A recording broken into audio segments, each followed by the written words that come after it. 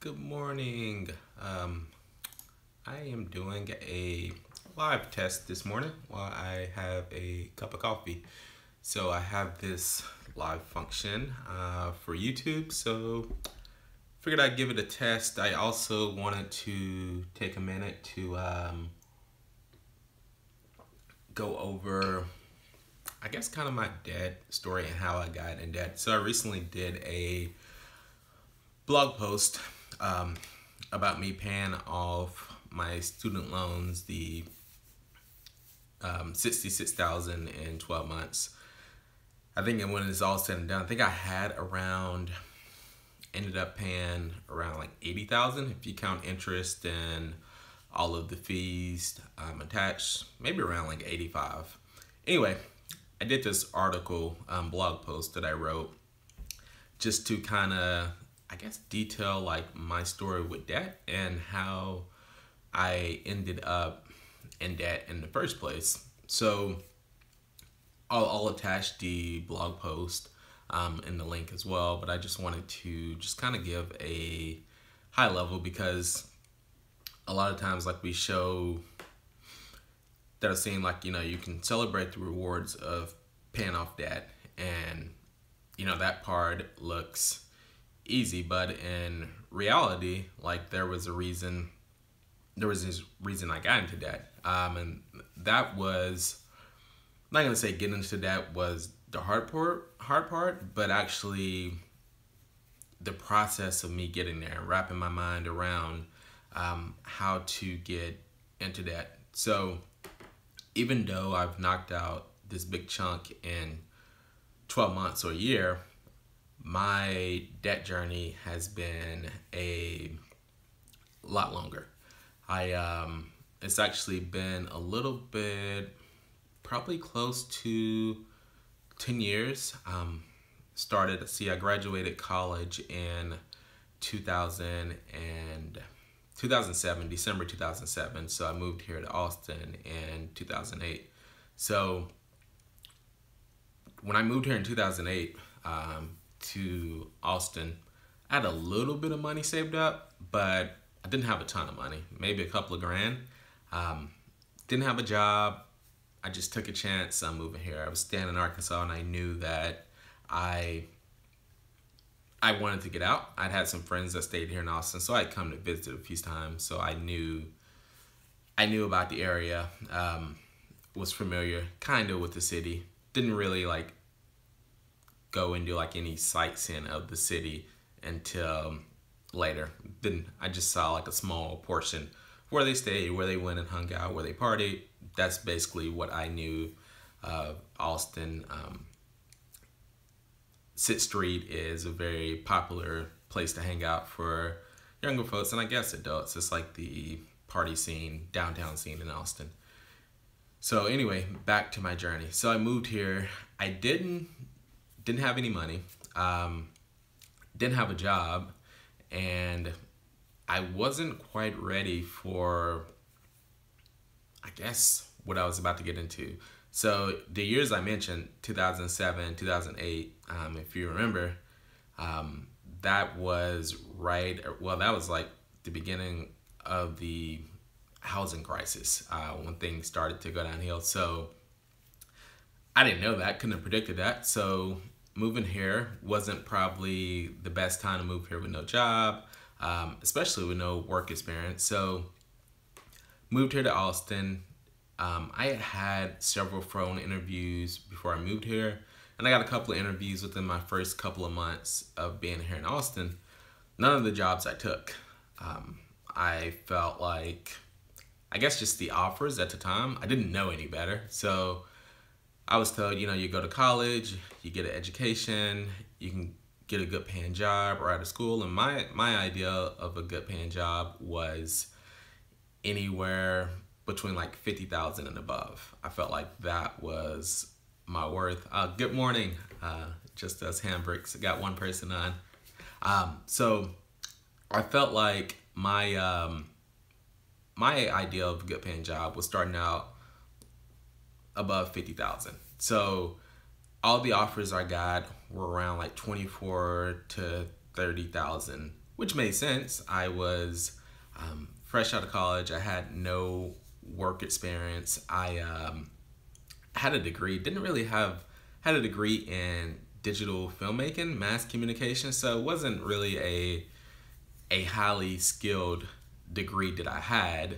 So wasn't like I was a good catch on paper and resume. I was a good worker. I'm smart, and I can pick stuff up very quickly. So anyway, I declined the jobs. So during that period, once you graduate college, you get like a 6-month grace period for your student loans before you have to pay them. So, it didn't really sink into me that I had to pay student loans at the time. So it wasn't really a high urgency for me to get a job, even though I had bills. I mean, I had a car note at the time. I've always had car notes just because that was, I guess, kind of what I was raised on. Like, there wasn't really a discussion around money. It was kind of, you get money, you go to work, get money, pay your bills, and you live a life of paycheck to paycheck. So that was kind of what I was used to. So I had no clue about budgeting, how to save money. So pretty much just go work, you make money, you pay your bills. So I was doing that enough to pay my rent and enough to pay my car note at the time. So in order to make money, I had a little money saved up. So I sold some things. I went to jobs, I considered temp jobs. I would go and I would pick jobs strategically that allowed like a 4 to 6 week training. I would go in, do the training. After training, when it came time to actually go to work, I would just leave. So I did that for a few months and got by. So fast forward month 5 or month 6, when it's time to actually pay my student loans. I had no clue how much I was gonna actually have to pay payment-wise, and little did I know, 2 of my bigger loans, I didn't know that they were a variable interest. It wasn't a fixed interest. So I was shocked to see the amount that I was gonna have to pay. For those 2 loans alone, I think I was on a 10-year plan initially. So my loan payment was like $600 to $700. And at the time, which still is now, that's a lot to be putting towards student loans. And those are just 2 of my loans.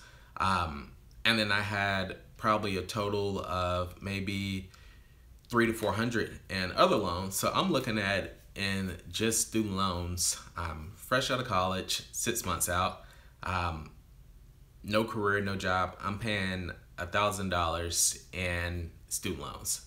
That's the bill I get. On top of that, not include living expenses. Back in Arkansas, living expenses were a lot cheaper than in Austin. So, I mean, at the time, I think I could get a place I can get a place to rent. I think it was like maybe $300 to $400 a month. This is back in Arkansas, and then utilities weren't that expensive. I mean, it was like less than like $100 to pay for everything. That's cable included. So I moved here to Austin. The lowest I'm finding is almost double that the first year I'm here, and then it just got worse. For some reason, even though 2008, during that time, like we were in a housing crisis, the rent here in Austin steady kept increasing. So luckily, I had a roommate at the time, a buddy, so we got an apartment, which wasn't in the nicest area, but it was probably the most affordable that we can afford. So I was able to pay that. And then I had a car. I think my car was at the time, which was ridiculous, because I think during that time I was bad with cars. Like I talk about it more in the blog. I think my car note was right around like $500, and it was maybe like my 3rd car or 4th car since I was in college, which is crazy. Like who runs through that many cars when they're in college? But anyway, like that was part of the environment. Like you have a nice car, and for what? I don't know. I guess to impress other people, I thought at the time. So I had that. So those student loan payments came. So fast forward. So I was in a panic. I didn't know how I was gonna pay them. So I didn't have money coming in. So I got a job at Best Buy, making maybe like $10 to $11 an hour, not much at all. But I took it because I was desperate. I burned all the connections I had previously, so I took the job. And I think I can remember getting my first paycheck there. I think it was, man, I felt like a lot. I think my first paycheck was maybe $200, and like I literally like sat in my car and I wanted to literally cry, because I was making more than that in college while working part-time than I was kind of full-time at Best Buy. So yeah, that was crazy. But you know what? So I told myself, I was like, you know what? Like, it can't get any worse than this. So I have two choices. Either I could not work, not bring in any money, or I can keep this job at Best Buy. At least it's some money and it's bringing in some income. Some income is better than zero.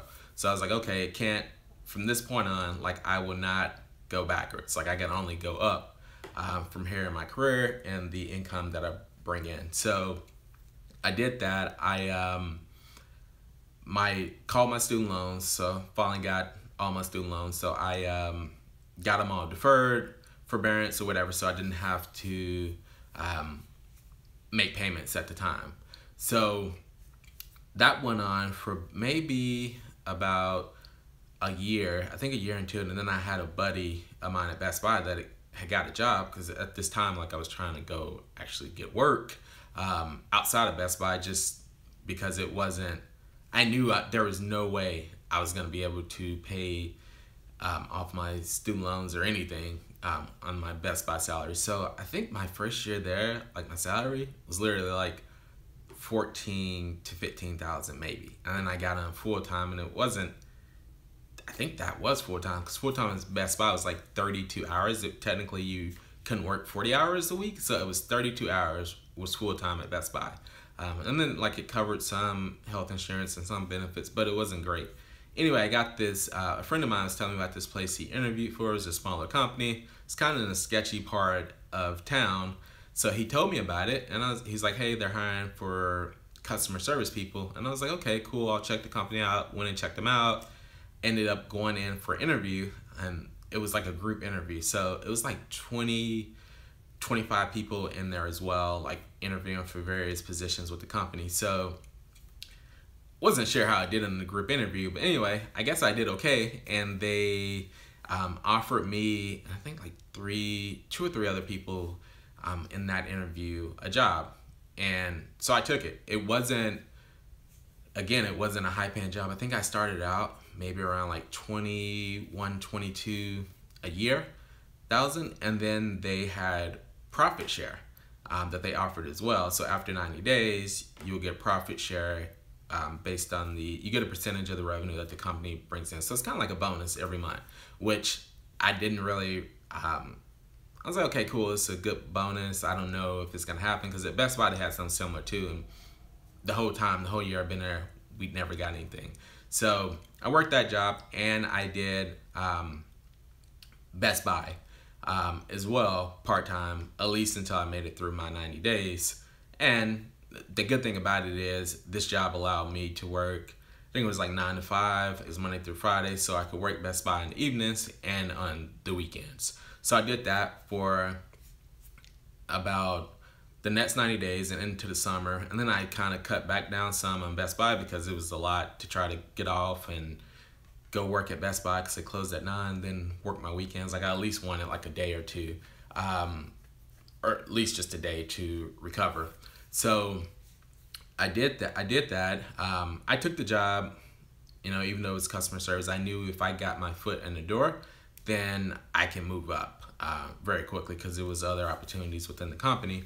So I went in, started out as customer service. I think like 5 months later, like, they promoted me, 4 or 5 months later, they promoted me to like a supervisor or team lead. So that was a slight pay increase, but it still wasn't nowhere near to tackle the amount of debt that I had. And I believe at this time, like, I want to say, like, I was close to, with everything included, car and everything, I think I was close to like $100,000 in debt. Luckily, I didn't have any credit cards, so I didn't have to pay anything there, but still was a lot of debt. So I ended up having to put my loans again on income-based repayment, and then some I just did like where I paid interest only, because again, I couldn't afford to pay the loans and live, not including the cost of living was steady going up. So I mean, I guess you can ask the question why I didn't move back to Arkansas.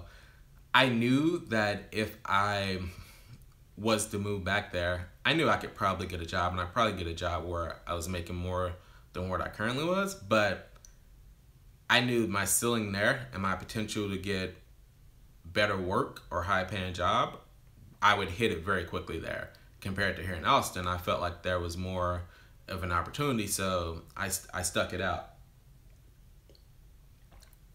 So anyway, I continued working with the company that I'm at, and I ended up, working, and I saw opportunities to move into other departments, and steady moved my way up through the company. I moved over to operations, and then I was operations manager. Then I moved over to the technology side, became like a systems admin, and then I just kind of learned like while I was on the job. I learned more here at this job than I learned at school, because it was stuff that I could use to improve myself career-wise.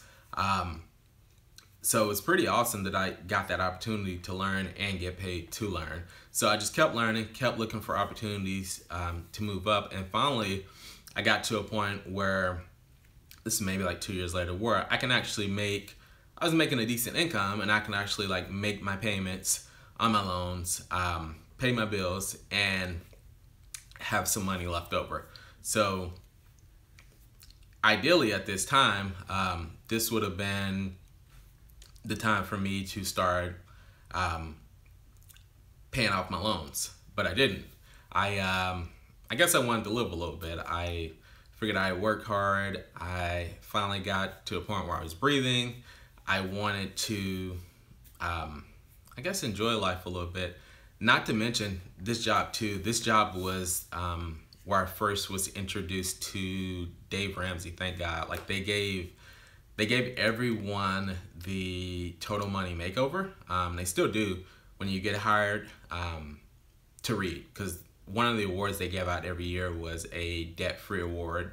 The company's debt-free, the owners are debt-free, so they really pushed that, which is awesome. I think even if I wouldn't have continued at this place, like I thank them for that, because before that, like I had no clue who Dave Ramsey was. I had no clue what budgeting was or how to handle money. So that gave me a good start. Even though I didn't start attacking my debt right away, I was at least introduced to the concept of paying off debt. So I started saving. So what I did, instead of paying off debt, I started saving money. So I didn't invest anything. I just wanted to save, because I knew that really back in 2008, 2009, that was like the lowest point that I had been, and I was afraid of going back there. So I started, once I got to the point where I could breathe, I started saving money and not spending it. And I guess this brings me, I'll speed up, this brings me up to now, or I'll go back a year. So finally, like looking at, paying the minimums, and I've been paying for a few years, and I finally just went and looked at my student loan and car balance and realized that primarily the student loans, like I had been paying, and like for several years now, quite a few, and my loan balances hadn't gone down. So I was like, why in the world is it not moving? So I went and looked, and I should have paid more attention to this. Majority of it was going towards interest. Like some months, like it would go towards principal, like a decent chunk, and then most months it would just be a huge thing towards interest. So I think that is what really like motivated me to be like, you know what, let me get rid of this debt, because that's money that I could be, investing and saving for my future self. Not to mention the compound interest that it built up from the time that I was deferring my loans or in forbearance, like, was crazy. Like, the amount that was stacking onto my loans, it's just crazy. So I just wanted to, I'll link the blog post here. Sorry, I rambled on for about 20 minutes. I'll link the blog post in here that I wrote just about it. I go into a little bit more details of, I guess, my start with money, and kind of like how my start with money was not good. Wasn't really showing a good example. Not to put blame on anyone or put any excuses. Like, I think it was a good lesson for me, and I'm glad that this happened to me earlier in life than later. But I just wanted to put this out, just share my side, because just wanted to share the not so good side of paying off debt, and the reality of, I paid off a big chunk in a year, but really, like, it took me a lot longer to get my stuff together and pay my debt off. So if there's anyone out there that's watching this video, I just want to say, just hang in there. Even if you're not in a situation where you can put a huge amount to pay off your debt, just hang in there, and just, continue to get better, and just know that, there is a light. Like, don't get discouraged by, people that are paying their debts off very quickly. You don't know the backstory with everyone. Some people share their backstories, but just hang in there, because, as long as you believe and you put good intentions behind, and energy behind paying off your debt, I do believe that you can get there and ultimately become debt free. So thank you guys for watching. I will link the blog post down below in the comments. If you guys have any comments, please drop them below. Enjoy the rest of your day.